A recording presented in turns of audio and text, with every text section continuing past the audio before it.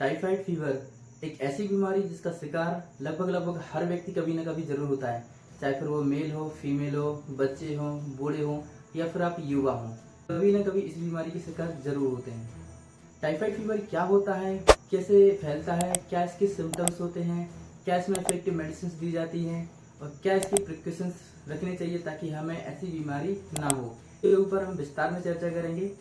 तो टाइफाइड बीमारी एक बैक्टीरियल इन्फेक्शन है जो कि साल्मोनेला टाइफी या फिर साल्मोनेला पैराटाइफी बैक्टीरिया की वजह से फैलता है और ये ज्यादातर कंटामिनेटेड वाटर की वजह से, कंटामिनेटेड फूड की वजह से या फिर ऐसे व्यक्ति के कांटेक्ट में जाने से फैलता है जो ऑलरेडी इस बीमारी से इन्फेक्टेड रहता है। तो दोस्तों, टाइफाइड फीवर के अंदर क्या सिम्टम्स पेशेंट के अंदर ऑब्जर्व किए जाते हैं। इसमें पेशेंट को बहुत ज्यादा हाई फीवर होता है जो 101 डिग्री फ़ारेनहाइट से लेकर के 105 डिग्री फ़ारेनहाइट तक हो सकता है। पेशेंट की सिर में दर्द हो सकता है, उसके एब्डोमिनल पेन हो सकता है, बॉडी में दर्द हो सकता है, कभी कभी पेशेंट को उल्टी आती है, सर्दी खांसी हो सकती है। ये कुछ सिम्टम्स हो सकते हैं। इसके अलावा कुछ और सिम्टम्स भी पेशेंट्स के अंदर ऑब्जर्व किए जाते हैं। टाइफाइड फीवर का डायग्नोसिस करने के लिए कई सारे मेथड हैं। इसमें ब्लड के माध्यम से भी पता किया जा सकता है, यूरिन के माध्यम से, बोन मैरो के माध्यम से और स्टूल कल्चर के माध्यम से भी पता किया जा सकता है कि टाइफाइड फीवर पॉजिटिव है या फिर नेगेटिव है। और इसमें सबसे ज्यादा जो इफेक्टिव होता है वह होता है ब्लड के माध्यम से डायग्नोसिस करना। और ब्लड के माध्यम से डायग्नोसिस करने के लिए इसमें जो ब्राइल टेस्ट सबसे ज्यादा इफेक्टिव मेथड कहलाती है। इसको दो टाइप से परफॉर्म किया जाता है, एक होता है स्लाइड मेथड और दूसरा होता है टेस्ट ट्यूब मेथड। जब ट्यूब मेथड से इसको परफॉर्म करते हैं तो इसकी एक्यूरेसी बहुत अच्छी होती है, पर इसके बाद भी इसमें समय थोड़ा सा ज्यादा लगता है कंपेरिजन टू स्लाइड मेथड। तो अभी हम समझते हैं कि किसी व्यक्ति के लिए टाइफाइड फीवर हो जाता है तो उसमें कौन कौन सी मेडिसिन दी जाती है। तो दोस्तों, इसमें सबसे ज्यादा इंपॉर्टेंट रोल रहता है एंटीबायोटिक का सिलेक्शन। किसी व्यक्ति को माइल्ड टाइफाइड फीवर रहता है, इसके लिए जो पेशेंट को ओरल मेडिसिन लेने की सलाह दी जाती है, जिसमें सिफिक्सिम, एजिथ्रोमाइसिन, फ्लोरोक्विनोलोन ग्रुप के जो साल्ट होते हैं, जिसमें फ्लोक्सासिन, मॉक्सीफ्लोक्सासिन, सिप्रोफ्लोक्सासिन को लेने की सलाह दी जाती है।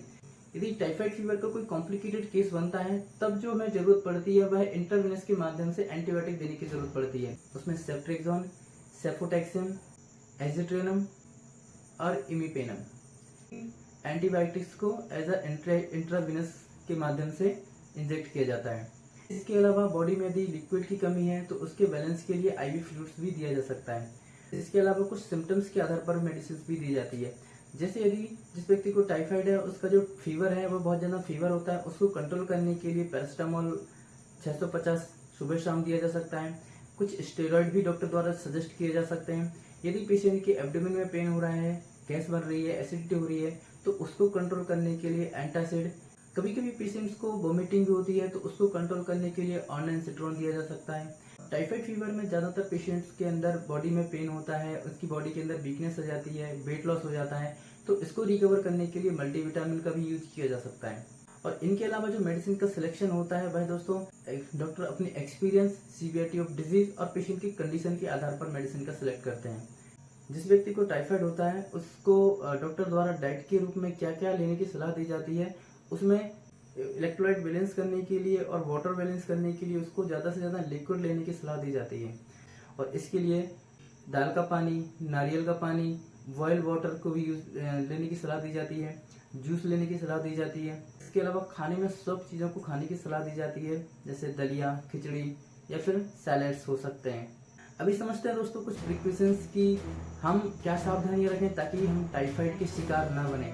तो इसके लिए दोस्तों आपको कंटामिनेटेड वाटर है इसको हम बॉयल करके पिएं और इसके अलावा यदि फूड है तो उसको प्रॉपर हाइजीन के साथ में खाएं और प्रॉपर हाइजीन के साथ में उसको बनाएं। कुछ सावधानियां रखते हैं तो टाइफाइड जैसी बीमारी से आप अपना बचाव कर सकते हैं।